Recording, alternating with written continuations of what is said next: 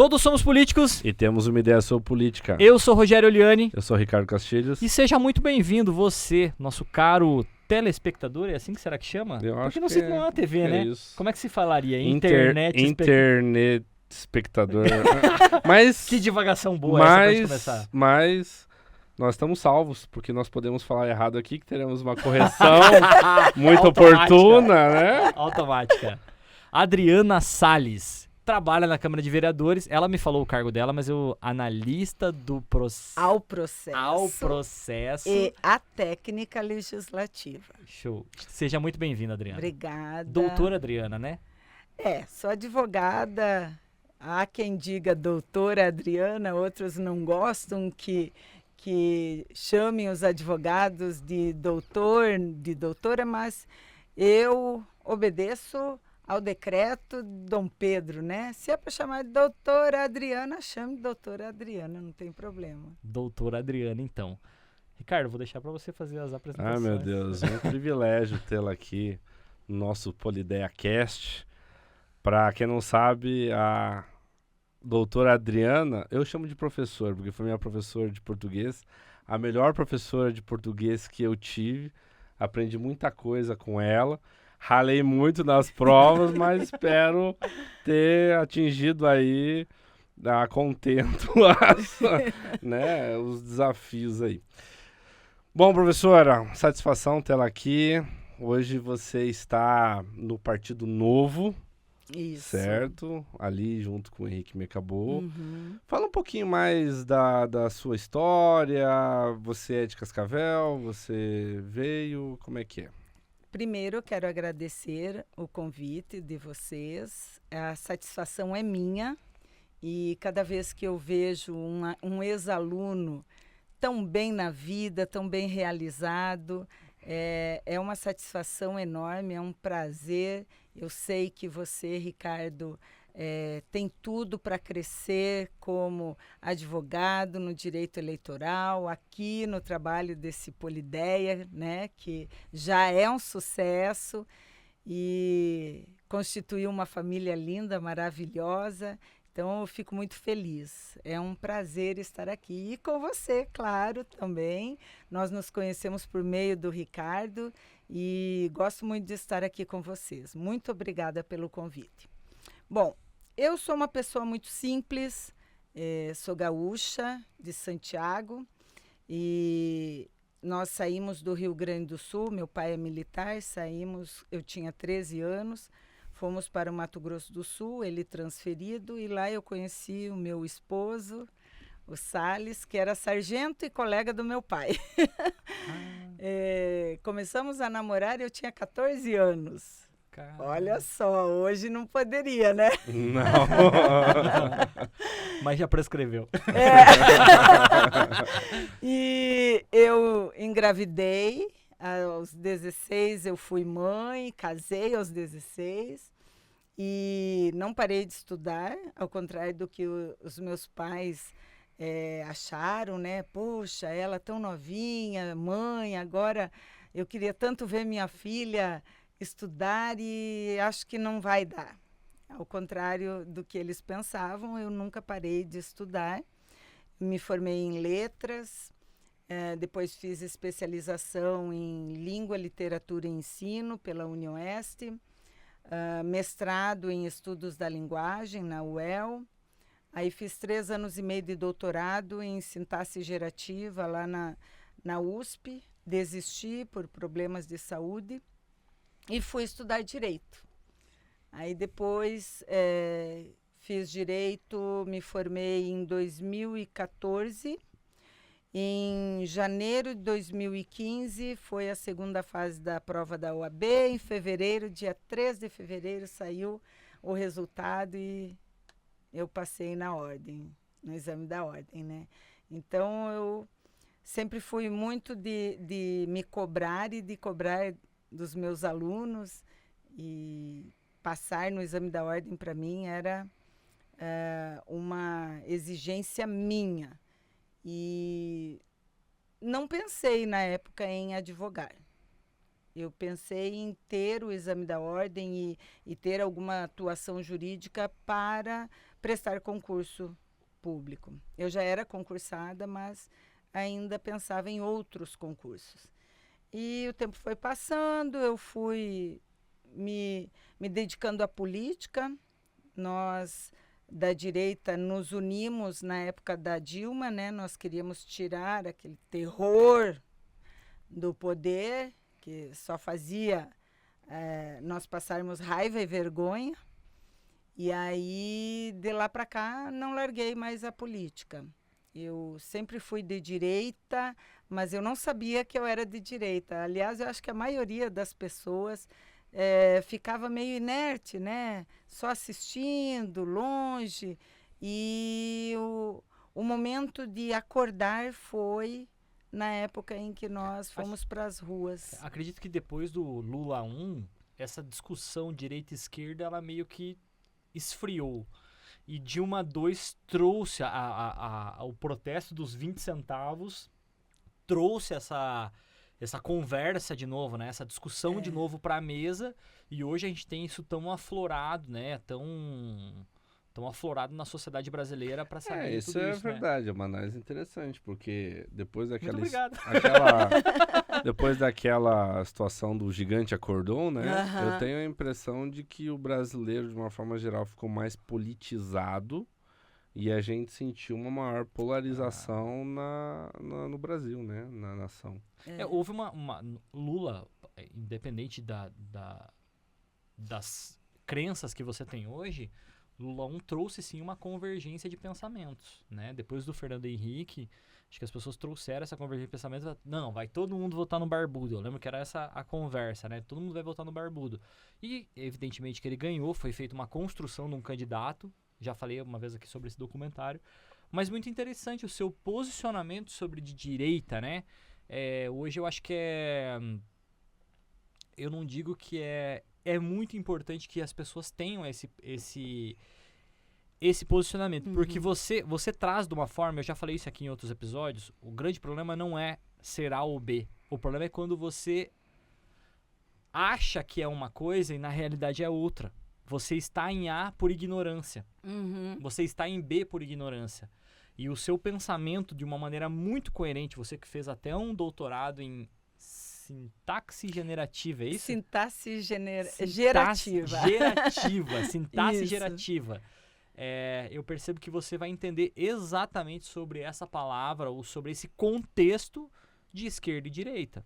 Você sabe, quando eu era professora de língua portuguesa, os livros traziam muito texto para trabalharmos a ideologia esquerdista sem que eu entendesse que era uma manipulação. E eu me recusava a seguir algumas coisas. Por exemplo, quando eu fazia cursos pelo Colégio Marista, eles vinham com algumas teorias. A partir de agora é gramática textual.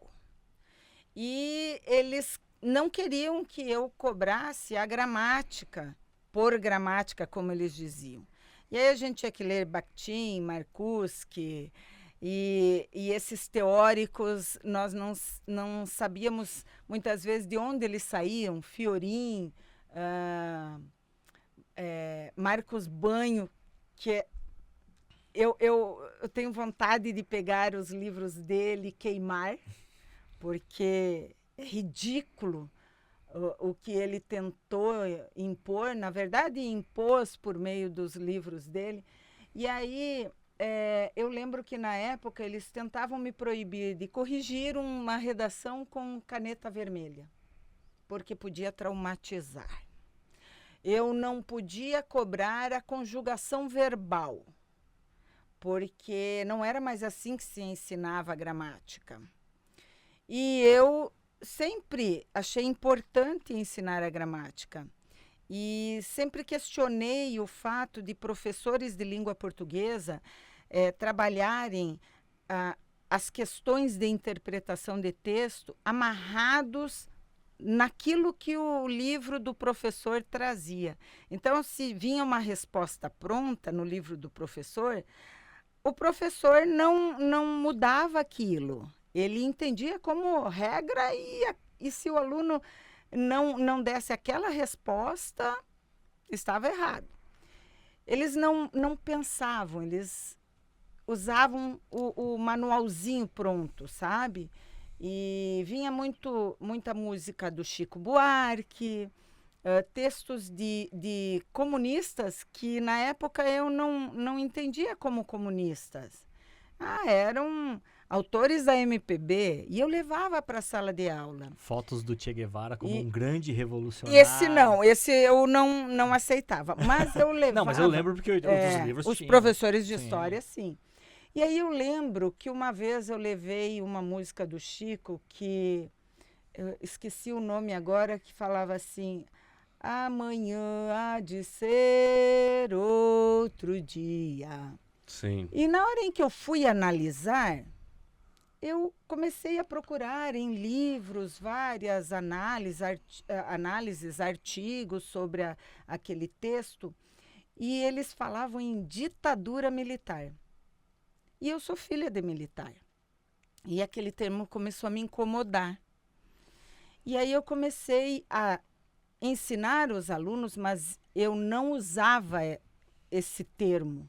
Eu dizia, no governo militar, o autor queria dizer isso, mas eu cuidava para ser bem isenta politicamente. Só que eu era isenta, enquanto professor de história, o professor de geopolítica, que era uma coisa que era inventada para criticarem o imperialismo americano e outras nações, né?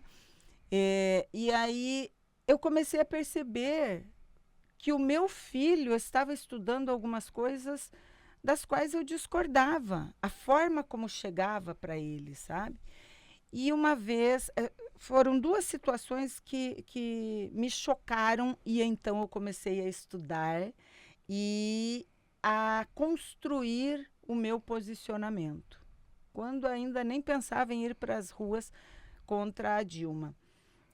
Um professor de geopolítica, um dia começou a falar na sala dos professores contra os militares, e aí aquilo me incomodou. Sendo filha de militar, eu vi que aquilo era mentira, e eu falei para ele, olha, você está errado, você não pode generalizar. Claro que houve erros de ambos os lados, houve excessos, tanto dos revoltados lá, os revolucionários, quanto de alguns militares. Mas você não pode denegrir a imagem de todos os militares por causa do erro de uns. E aí ele me chamou de filhote... Da ditadura. Filhote de torturador da ditadura. Na hora que ele falou isso, eu poderia levar para a justiça. Eu só consegui sentir uma revolta tão grande que eu olhei para ele e falei que ele ia engolir aquilo.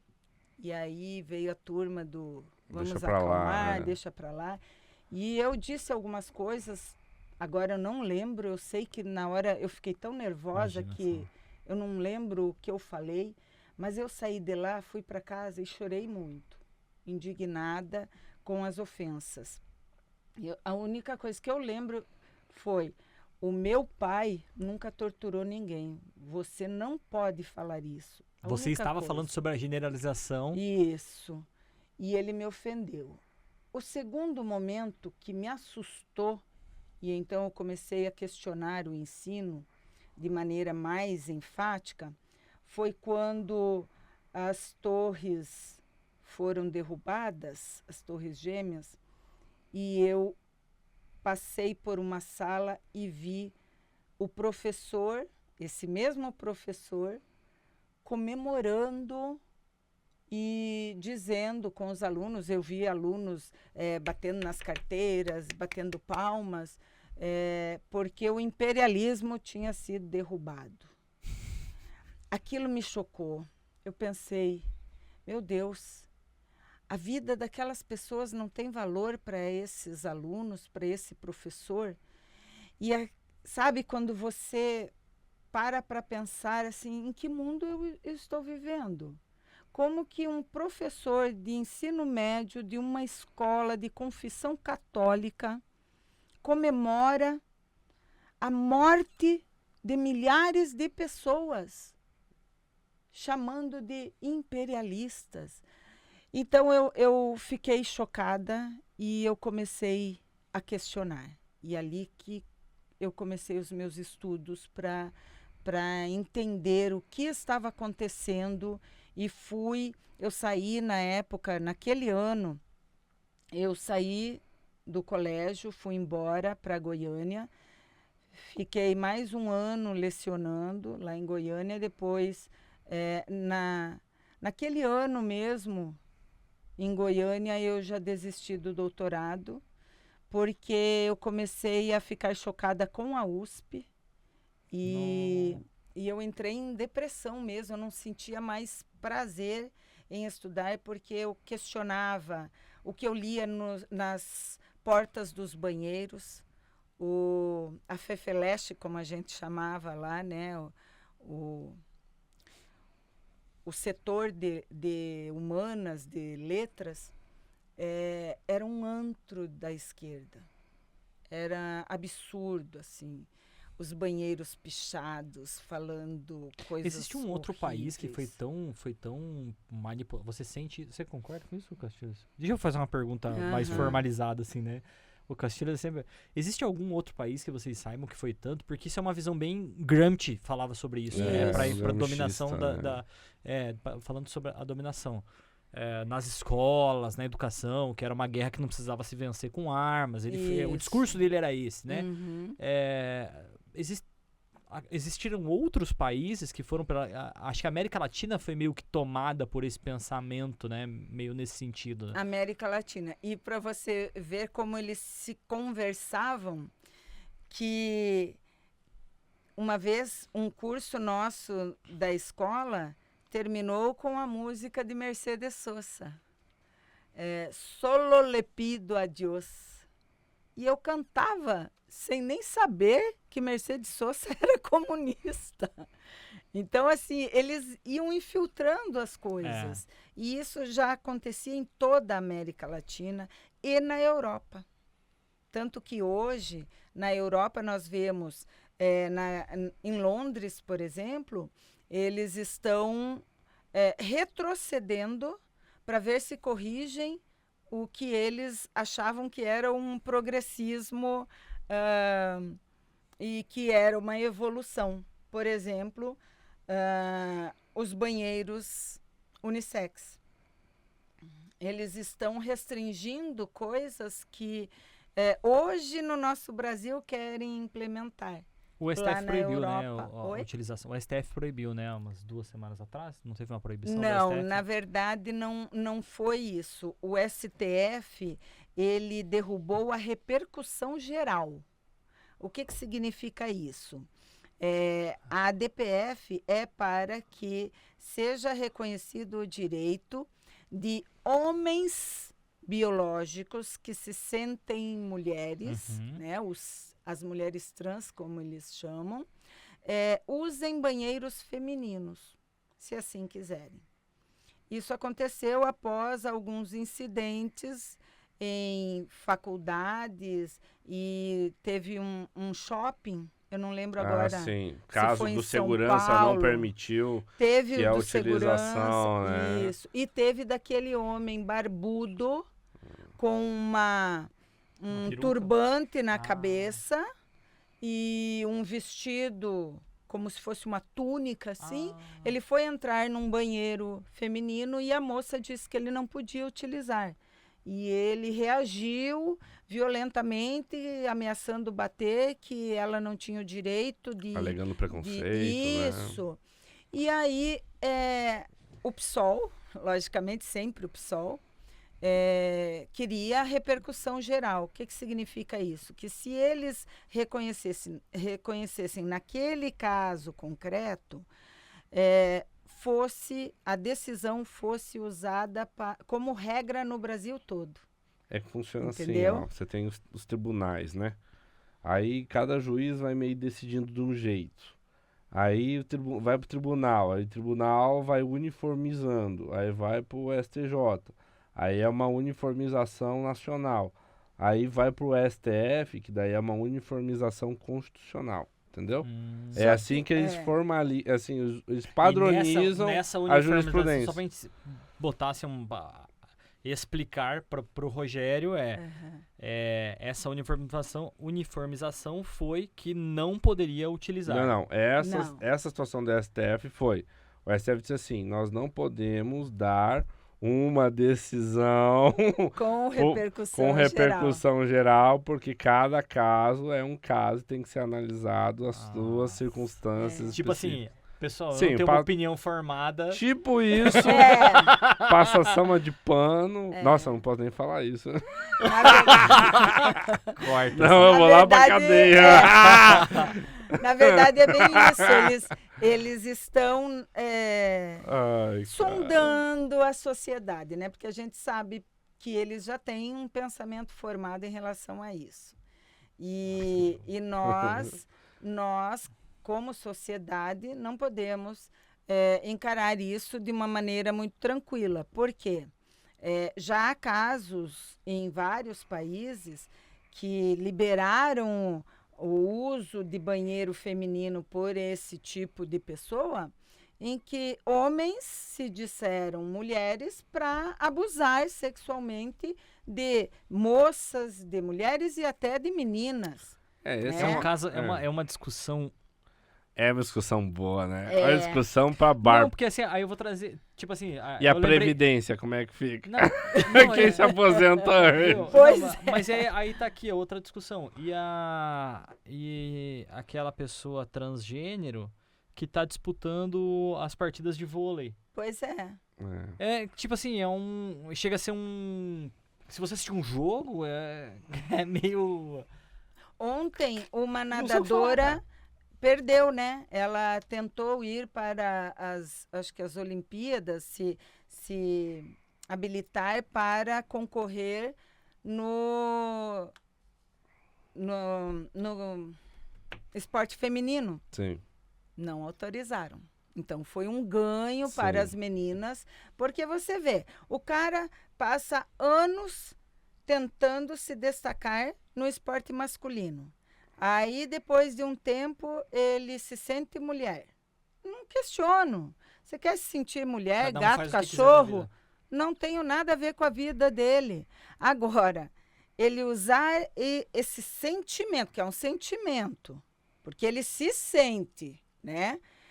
Para dizer, agora eu quero concorrer com as meninas que se prepararam décadas, muitas vezes, para aquele esporte, aí elas têm que concorrer com alguém que é mais forte biologicamente. Você pode ver, todos eles batem recorde no feminino e foram medíocres no masculino. Mas sabe o que eu acho? Eu acho que nessas situações, especificamente nessas situações de esportes e tal, porque daí assim...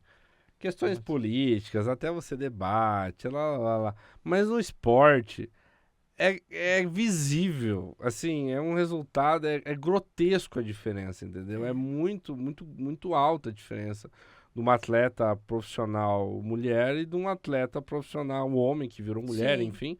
Mas é uma distância de performance, de rendimento altíssima, né? Assim, é até injusto, né? Mas... E adivinha de que lado o movimento feminista então, está? Aí essa contextualização, aí né? que entra a minha pergunta. Mas se a situação tá desse jeito no esporte, que é uma coisa que fica visível, é porque, de certa forma, as mulheres não estão lutando contra isso. As mulheres estão, mas não as mulheres de esquerda, que são as barulhentas e que hoje no nosso país... querem ter a hegemonia da palavra. É só elas que querem ser ouvidas. Sim. Só elas que têm a verdade suprema. Sim, mas não é esquisito? A pessoa, por exemplo, eu sou, vamos lá, digamos que lá, eu seja mulher nadadora, certo? Cara, mas pô, eu tô me esforçando aqui, não tô conseguindo, e eu vejo que não tem nem como competir, entendeu? É muito grande essa diferença. Será que isso não é sensível, independente se a pessoa é de direita ou de esquerda? Infelizmente, não. E por quê? Nós temos a esquerda e a direita com ideologias muito distintas. A esquerda, e principalmente as mulheres de esquerda, elas são adeptas ao movimento feminista. As da direita não são adeptas do movimento feminista. E por quê? Porque o movimento feminista não defende os direitos da mulher. Se você observar, esse movimento vai sempre contra nós. Por quê? É contra o encrudecimento de penas para estupradores, para abusadores. Então, veja, se você defende o direito da mulher, você vai querer que os estupradores sofram pelo abuso. Entra E aquela não- questão da castração química, lá, Isso, etc, eles são etc. totalmente contrários, eles são a favor das saidinhas, não importa se o cara estuprou. E olha quantos que saem nesses feriados, né? Saem e voltam a cometer os abusos. Estupradores vão estuprar de novo. E não, eles têm direito, eles estão sempre preocupados com o direito do criminoso e o direito das famílias. Agora, quando é para fazer um palco enfeitado, aí sim. É o que elas estão fazendo hoje em relação ao PL 1904. Antes de eu falar do PL, eu quero lembrar que no governo Bolsonaro foi editada uma portaria que exigia do médico que fosse avisado sobre um estupro. Então, se chegasse uma mulher, uma moça ou uma mãe com uma criança e dissesse, olha, eu vim aqui, minha filha foi estuprada, olha, eu fui estuprada, o médico era obrigado, segundo essa portaria, a chamar a polícia, a registrar o estupro, depois de colher todo o material para se identificar o estuprador, né? Foi um dos primeiros atos da ministra do governo Lula, revogar essa portaria. E o que a revogação dessa portaria faz? De um lado, ela protege o estuprador. Sim. Por quê? Se o médico não é obrigado a chamar a polícia, a ajudar a identificar o estuprador, há mais chance de o estuprador se safar. Concordam comigo? Mas, por outro lado, as falsas acusações de estupro ou as falsas denúncias de estupro podem crescer. Então, a mulher pode chegar lá e dizer que foi estuprada para fazer um aborto. E aí ela vai fazer, ela não é obrigada a identificar o estuprador, nem o médico é obrigado a avisar a polícia mais. Ou fazer uma acusação falsa para acusar um homem que ela discorde ou faça qualquer coisa nesse mas sentido. aí se ela fizer a acusação, vão tentar identificar. Mas ela chega e diz assim para o médico, eu fui estuprada, eu quero fazer um aborto. A lei diz que mulheres estupradas têm direito ao aborto. E aí, se o médico não é obrigado a registrar isso, o número de abortos vai crescer, ninguém vai saber quem foi o estuprador e se foi verdade que houve estupro. Então, essa é a consequência da revogação da portaria. O que importa é abortar. É como se fosse uma espécie de descriminalização do aborto, né? Isso. Aí agora, a esquerda está usando o PL 1904 para desinformar. Alô, STF? Aí, ó, fake news. Por quê? Você entra nas redes sociais, o que a esquerda diz? Olha só, querem impedir mulheres que foram estupradas de fazerem um aborto. Elas vão ser criminalizadas como homicidas. Calma lá. Ainda existe o direito de a mulher fazer o aborto, ser estuprada. Mas ela vai ter até a 22ª semana para fazer isso. Passou disso, é assassinato. E por que que é assassinato? Porque já há estudos, já há comprovação científica que a criança com 5 meses, né, o bebê com 5 meses, já é um ser humano viável. O que isso significa? Consegue sobreviver fora do útero. Então, qual é a diferença de você tirar uma criança, um bebê vivo e um bebê morto de uma pessoa que foi estuprada? Se ela levou a gestação até a 22ª semana, ela vai ter que tirar por meio de uma cesárea, não vai? Sim. Então, por que que a cesárea tem que ser de um bebê morto? Por que que não pode ser de um bebê vivo? Não quer o bebê? Doação. Olha quantas crianças são adotadas e quantas famílias querem adotar. Tem uma fila interminável de pais que querem adotar. Mas o que que a esquerda defende? Aborto. E se vocês forem pesquisar, a indústria abortista é bilhardária. Planned Parenthood, né? A maior empresa abortista dos Estados Unidos. Eles recebem 500 milhões todo ano do governo americano. Pararam para pensar o que é isso? 500 milhões de dólares? Eles já foram acusados por ex-funcionárias de venderem restos, órgãos desses fetos abortados. Eles vendem, eles comercializam, eles ganham dinheiro cobrando o aborto e vendendo partes dos bebês abortados. É uma indústria que ganha muito dinheiro. E é essa indústria que patrocina a mídia, que vai desinformar, que vai dizer, olha, tem um PL que é contra as mulheres. A discussão nunca é só ideológica. Né? É principalmente econômica. Sim. Infelizmente. E as vidas desses bebês importam. Cadê o grupo que fala que vidas de negros importam? E vidas desses bebês de 5 meses? Não importam? E se forem meninas? Hein? E se forem meninas?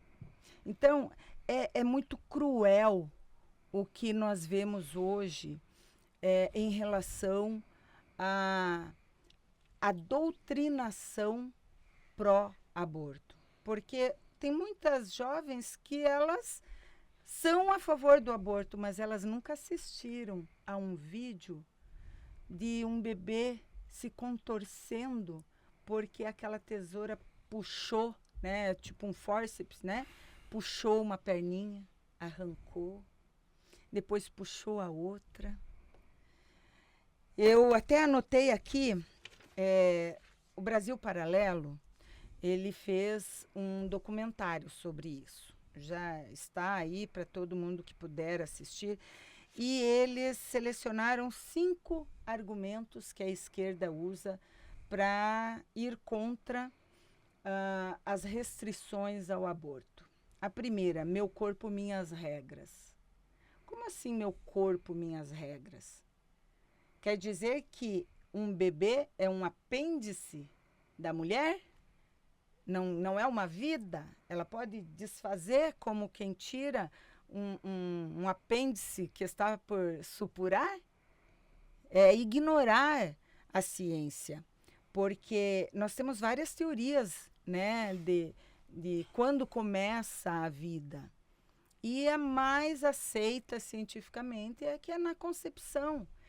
E eles ignoram porque é interessante para eles ignorar. Você já viu eu vi um vídeo uma vez da questão da concepção, quando, enfim, o espermatozoide encontra o óvulo, tem Uma divisão? Não, tem uma iluminação. Uma É um descarga de efeito, energia. é um efeito químico, eu acho, não sei, físico-químico.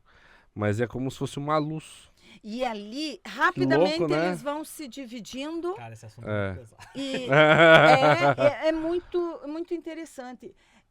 Eu não sei se vocês já ouviram falar no Dr. Bernard, eu não sei se é Nathanson, a pronúncia do sobrenome.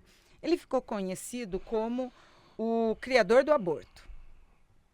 Ele, antes de se tornar médico, ele engravidou a sua namorada e incentivou a fazer o aborto. Então, foi o primeiro aborto que ele provocou, né?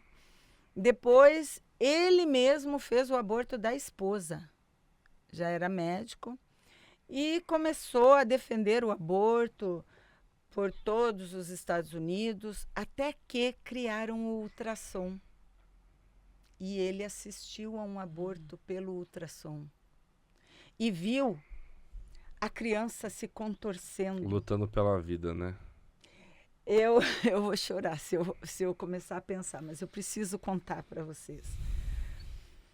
O documentário se chama Aborto, o Grito Silencioso, que foi como ele chamou, porque ele viu o bebê esperneando na hora em que arrancava uma perninha, depois arrancava outra, e quando aquela tesoura foi pegá-lo, ele abriu a boquinha e gritou lá dentro, e ele viu. Então, graças ao ultrassom, o Dr. Bernard se tornou o maior defensor das instituições contra aborto. Ele passou a ser o defensor da vida, o doutor pró-vida. Então, olha que interessante, ele era o criador, o defensor maior do aborto e passou a ser o defensor da vida a partir disso. E já há pesquisas que dizem que a criança, ela já sente dor logo nas primeiras semanas, né?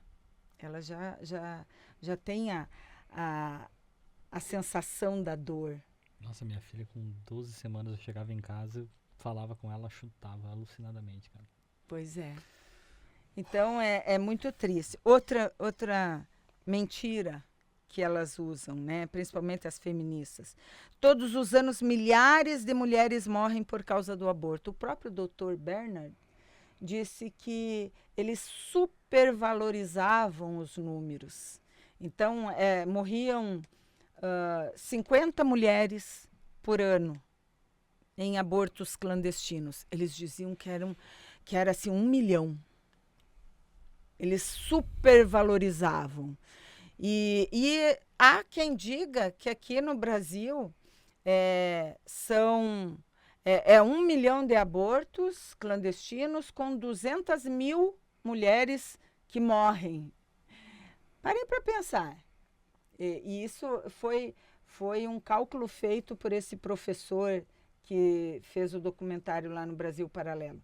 Se 200 mil mulheres morressem por aborto clandestino por ano, em 5 anos nós teríamos 1 milhão de mulheres mortas por aborto clandestino, certo? Sim. Então, é praticamente afirmar que todas as famílias teriam pelo menos uma mulher que teria morrido por aborto clandestino.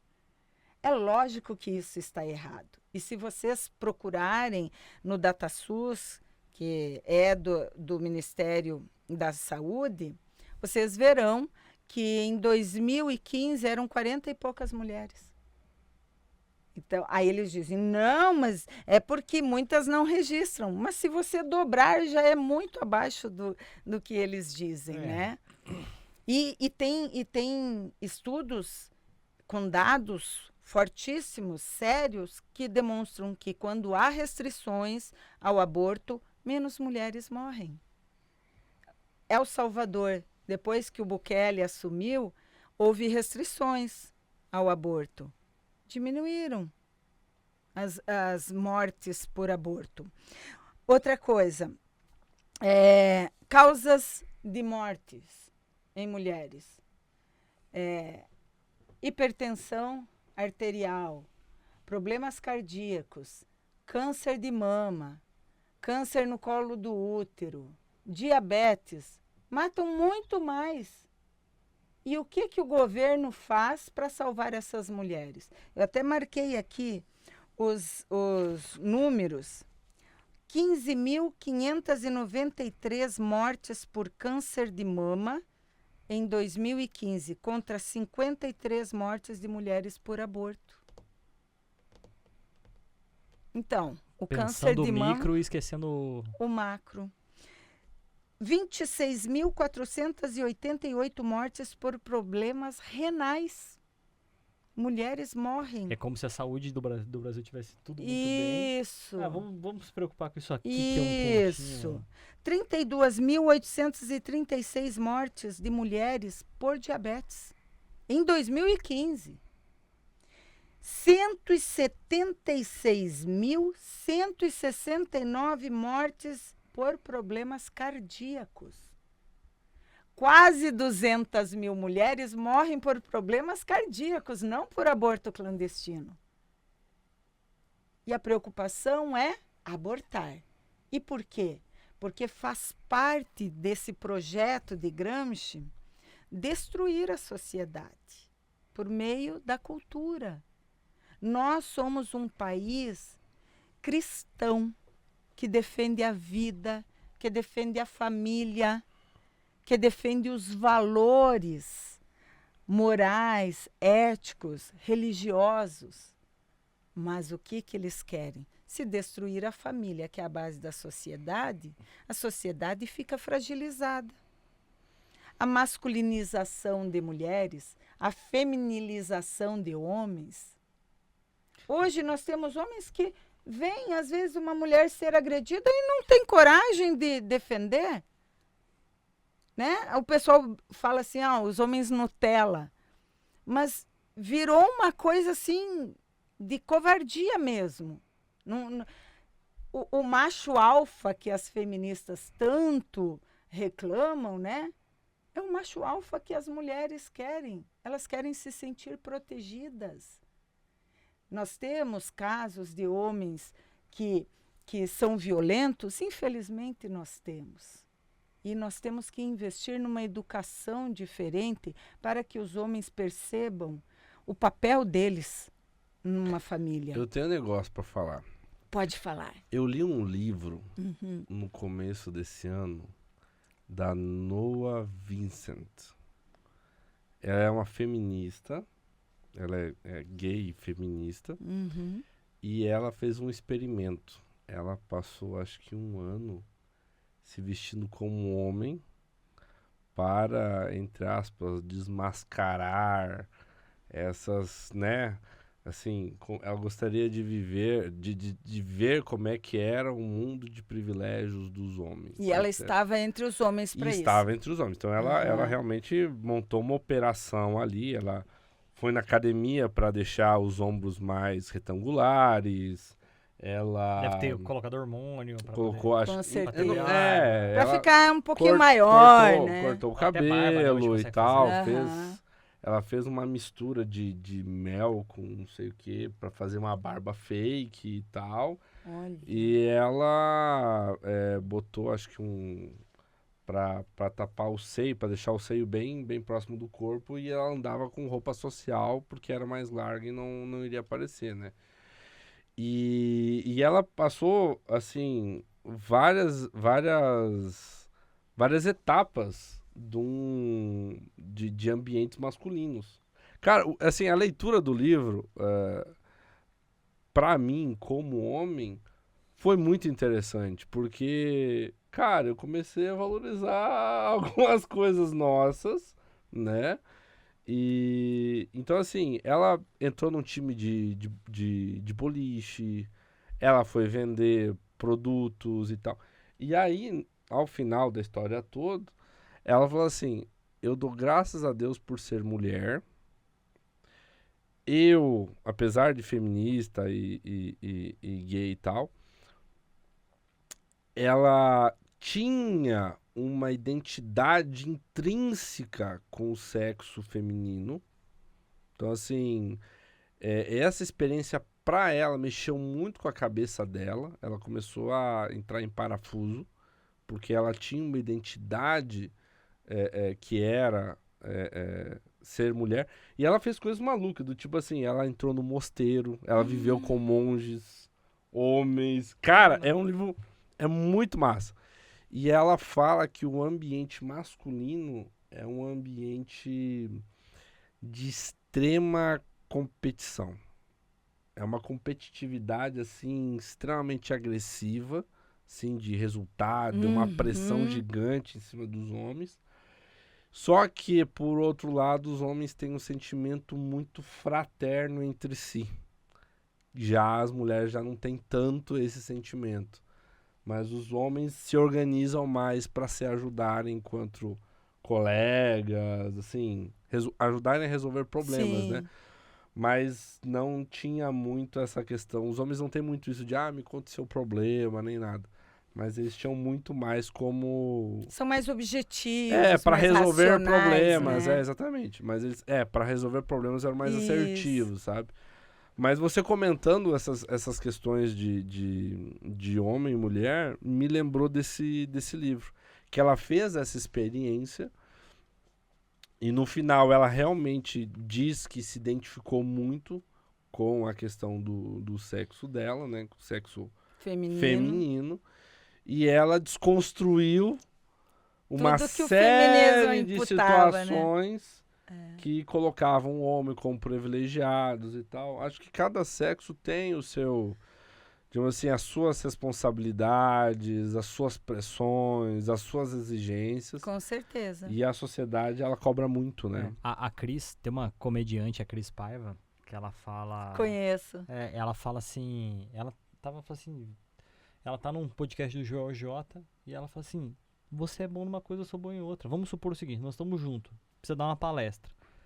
E caiu um botão da sua camisa e furou o pneu do carro.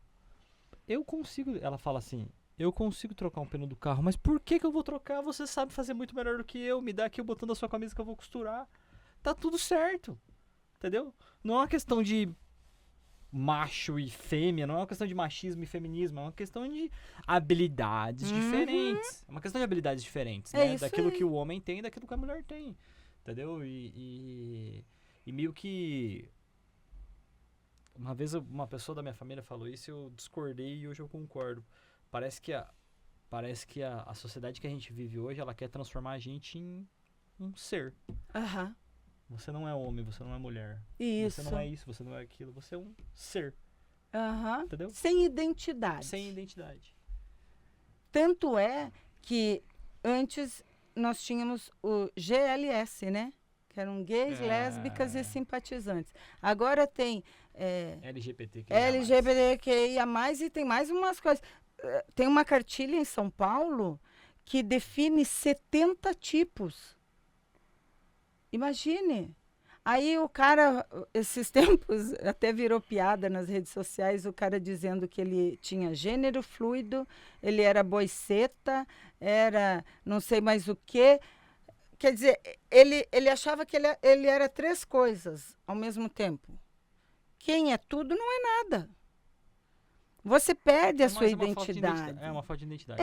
Mas é exatamente isso que eles estão buscando fazer com a nossa sociedade. Porque quando você não sabe a que veio, quando você perde a sua identidade, é muito fácil você assimilar uma revolução que eles querem impor. Eu que sou pai, eu vi o caso da... Tem um Instagram de uma pessoa que ela tem uma filha, eu não vou lembrar se tem 7 ou se tem 12 anos, e a filha se identifica com outro gênero. A mãe está fazendo a transição de gênero de uma criança de 7, 12 anos. Eu não lembro se é 7 ou se é 12 anos. Mas vamos supor que seja 12. Teve agora, tipo, né? Um bagulho assim... não tem nem... passeata das crianças. Isso, crianças trans. Não existem, porque existem dados científicos que provam que muitas dessas disforias de gênero, que é esse o problema que aflige essas crianças, se resolve na puberdade.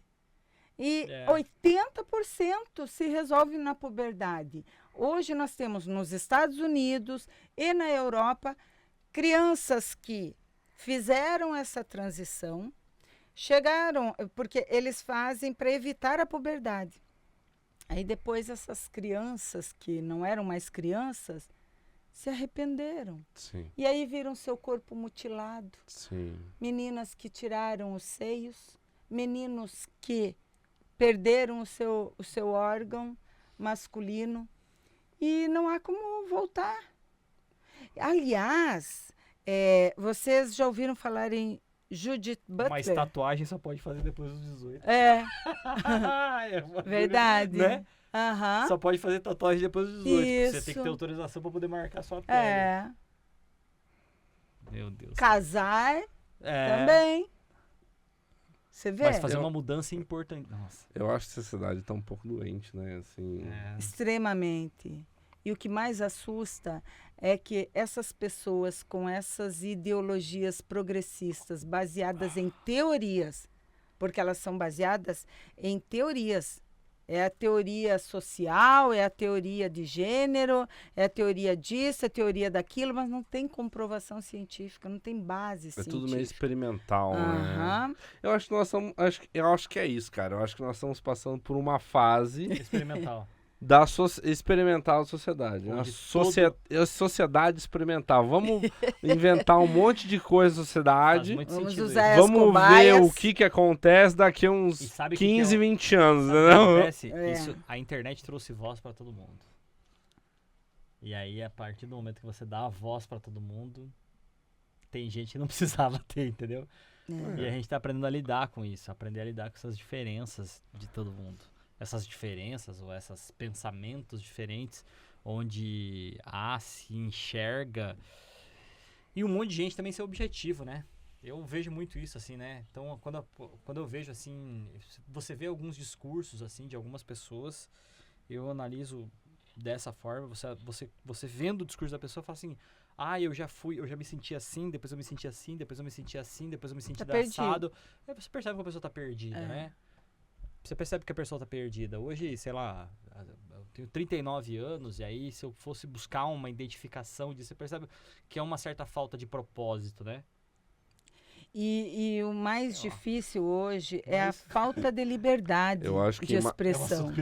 Eu acho que Immanuel Kant já tá se revirando nos imperativos categóricos, assim, como é que a gente vai criar uma regra que seja geral? Porque tem algumas coisas que não dá pra entender. Uma vez eu fui fazer uma audiência, e na audiência tinha lá uma testemunha que era uma menina que se identificava como menino. O nome... Tinha um nome um nome masculino. Um digamos nome assim. social. É, Nome social. isso, um nome social masculino. Até aí, tá. E aí eu lembro, cara, eu nunca tinha visto isso, mas o juiz ficou tão solícito, mas tão solícito com essa situação específica da testemunha.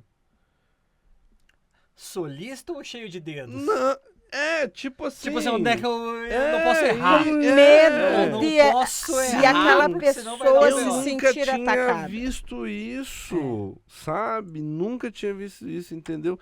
Você quer que eu te chame pelo seu nome social? Qual pronome você quer que utilize para a questão da ata e tal, né? Para que ficasse Aham. registrado em ata da audiência. Eu olhei aquilo, assim, claro, né? A gente...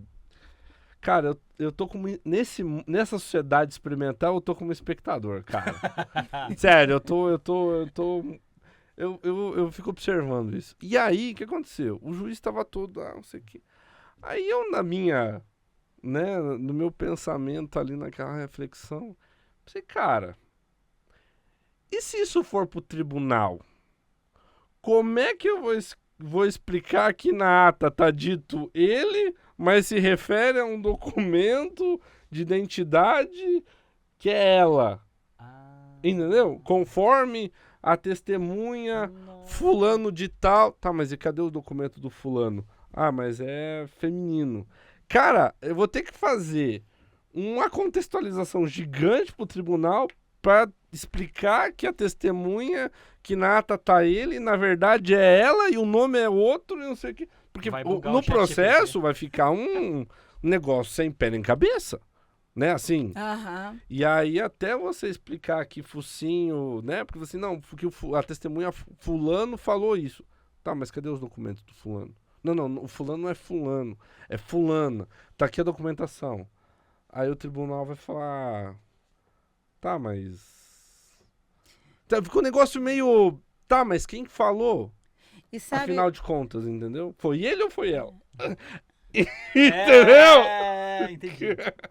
sabe que Na, isso... na audiência tudo bem, mas vai botar no papel Aham. isso. Cara, é muito difícil de explicar. A gente pergunta pra todo mundo, Uhum. por uma questão de a gente aprender quais são... Porque quando a gente fala no começo do programa Todos Somos Políticos e temos uma ideia sobre política, a gente mais aprende aqui do que tenta, evidentemente, entender como eleitor, né? Mas eu queria saber de você, doutora Adriana, qual é a Cascavel que você enxerga no futuro? Eu enxergo a Cascavel sendo administrada por alguém muito competente, uma cara nova para Cascavel, que dê continuidade ao trabalho que vem sendo desenvolvido pelo nosso prefeito, que é um trabalho muito bom, né? Mas eu acredito que nós precisamos de renovação. E eu espero uma nova Cascavel com um prefeito do novo, Henrique Mecabou. Que legal. O Henrique que marcou, você viu? Aleluia. Marcou. Nós cobramos. Que bom, convidamos, cara, que você vai vir pra cá. Puxamos a orelha. Talvez quando esse programa for pro ar, nós já tenhamos gravado com ele. Pra saber também a opinião dele, o pensamento dele. Nós conversamos com o pré-candidato até agora, só o Fernando Mantovani, né? Conversamos com o pré-candidato a prefeito. Convidamos todos, porque é de praxe, Convidamos convidamos todos. todos. Mas só... apenas o Fernando Mantovani Exato, que veio, né? exato. Pra poder falar. Exatamente. Você sabe De que Cascavel, né? o Henrique, semana passada, estava fazendo treinamento junto com Zema, Marcel Van Hatten, Sim, sim. com Eu vi o nas redes sociais Deltan Dallagnol. Caramba, hein? Galera. Só cara fraco na política. Você sabe É um que currículo ali. né? nós filiados, Caramba. se nós quisermos ser candidatos, nós temos que passar por uma avaliação, né? Eu fiz o teste seletivo, então se eu decidir ser candidata, eu tenho que estar aprovada. Eu fui aprovada, então agora é só decidir mais adiante. Tá bom. E os outros filiados que quisessem passar por isso, eu acho interessante, mesmo que um filiado não queira depois seguir, né, ser candidato, eu acho interessante fazer essa prova, essa seleção, até para entender como que funciona, porque o teste, a prova para ser vereador pelo Novo, ela tem um nível de dificuldade. Agora, imagina para ser o candidato a prefeito, né? É muito interessante, porque o Novo quer pessoas realmente preparadas. E se o Novo está apostando no Henrique, significa que ele está preparado. E todos os que até hoje foram eleitos pelo Novo não decepcionaram. Veja o prefeito de Joinville, os resultados que Joinville teve depois de ele se tornar prefeito, né? Veja Minas Gerais como se tornou um estado sem dívidas como com o Zema, né? Quando o Zema pegou o estado, não tinha nem condições de pagar o servidor público. E o Zema conseguiu reestruturar, né, o estado. Então, eu acredito muito no Novo como partido de direita, né? Nós temos o Deltan Dallagnol desenvolvendo vários debates sobre os valores conservadores dentro do partido, e eu, como conservadora, fico muito feliz que o Novo tenha como embaixador uma pessoa cristã e meu irmão de fé, né? Batista também. Mas eu vou te falar uma coisa, Rogério. Eu acho que a Adriana é a mulher mais de direita que eu conheço. Sério, bicho. Ela é tão de direita que bota o povo que é um pouquinho de esquerda. O pessoal já fica... Já treme na base, né? Você sabe que existem pessoas de esquerda que têm uma relação educada comigo, sabe? Que eu não comungo nem um pouco dos valores deles, mas me respeitam, né? Um pessoal que me respeita e eu também respeito. Mas existem alguns que sequer me dão bom dia. Eles não aceitam realmente uma pessoa que tenha um pensamento diferente. E isso, assim, é na rua, é no meu local de trabalho. Tem gente que não me dirige a palavra para dar bom dia. Eu vou te falar que eu acho que hoje foi um dos podcasts mais polêmicos que a gente... Que geralmente a gente não... A gente não entra Não entra, não toma parte em nada, mas eu acho que, cara, logo, eu acho que nós vamos ser presos, cara. Vamos maneirar aí, cara. Será? Ixi, aí eu vou junto. Bom, Adri, mais um prazer tê-la aqui no nosso Polideia Cast. Eu obrigada. acho que a conversa foi Muito boa. muito boa. Vou pedir para você olhar para aquela câmerazinha ali. E quem quiser conhecer mais da Adriana Salles, como é que faz para entrar em contato contigo, para conversar? Olha, eu tenho, né, tenho as redes sociais, né? Estou no Twitter, no Instagram, no Facebook. Podem entrar em contato comigo. Eu estou me preparando para fazer alguns vídeos sobre a defesa de direitos da mulher. Eu também sou presidente da Associação do Recanto Tropical, a Ampical. Aliás, posso contar uma coisinha rapidinha antes? Hoje eu recebi a cópia do protocolo da assinatura do secretário estadual de Segurança Pública autorizando o convênio com a Ampical para a construção do módulo policial no nosso bairro. Parabéns! Estamos muito felizes, é uma vitória para a nossa diretoria, que há 3 anos está batalhando por isso. Então, há 3 anos e meio, né? E graças a Deus este ano vai sair. O Tropical que já teve até carro da polícia, né? Pois é, e hoje muitos nós... anos atrás eles compraram, sabia disso? Eles Aham. compraram, doaram pra polícia, mas o carro só podia ficar no bairro.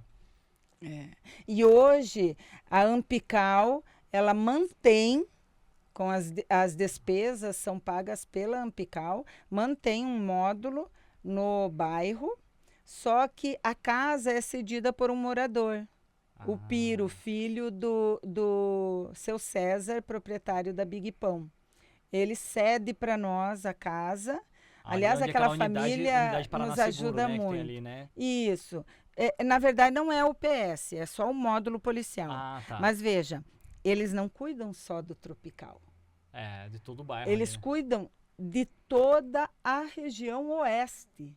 E a Ampical é a única associação que tem, que sustenta esse módulo ali, entendeu? Todas as despesas são pagas por nós. Nenhuma outra associação que é beneficiada pelo módulo contribui. Que A legal. sociedade civil organizada, né, Então, cara? agora, quando a gente for construir o módulo, a gente espera que as outras associações que puderem nos ajudem, ou buscando patrocínio de empresários do seu bairro, né? Mas que contribuam conosco. Parabéns, viu? Obrigada. parabéns. Foi um excelente papo, doutora Adriana. Muito, Eu muito, que agradeço. muito obrigado. E espero... Vou fazer um convite aqui, Castilhos. Caso você não seja candidato, eu gostaria muito de ouvir da sua parte, até como profissional da Câmara de Vereadores, após as convenções, te trazer para um papo talvez mais técnico. Eu sobre acho que isso. seria muito rico. Falar que bom. sobre como Inclusive, funciona a Câmara de Vereadores, a- lei, regimento de leis, acho que seria muito legal. Mas aí eu vou esperar as convenções para a tua Claro. decisão, né? Se vai sair ou Sim. não. Inclusive, a doutora Adriana, ela foi chefe lá da escola do Legislativo. Eu fui coordenadora da Escola do Legislativo. Hoje eu assessoro a Comissão do Terceiro Setor E estou agora numa nova missão, sou presidente da comissão organizadora do concurso da Câmara. Que legal. Estamos preparando. Parabéns. Então já fica o convite aqui, caso seja candidata, virá como candidata, né? Caso não seja, virá como técnica para a gente aprender um pouco mais sobre a Câmara de Vereadores e poder falar para o público como funciona. Será um prazer. Até para ajudá-los na decisão de voto. É isso aí. Eu agradeço muito. Gostei demais desse bate-papo. Por mim, ficaria mais 2 horas. Nossa, tem muita coisa que eu gostaria de falar. Muita. Vamos abrir mais espaço. Eu acho que os temas são amplos, né? Muita coisa. A gente começa um pouquinho, se a gente não for preso, a gente vai expandindo. Não, e eu acho que uma coisa que tem que ficar clara é que nós, mulheres de direita, nós respeitamos a diversidade. Nós não aceitamos imposições ideológicas. Então, a gente sempre tem que respeitar o ser humano. Perfeito. Agora, o direito de proteção à criança, à mulher, está em primeiro lugar para mim. Show de bola. Todos somos políticos. E temos uma ideia sobre política. E a gente quer saber qual é a sua. Então, vem participar com a gente.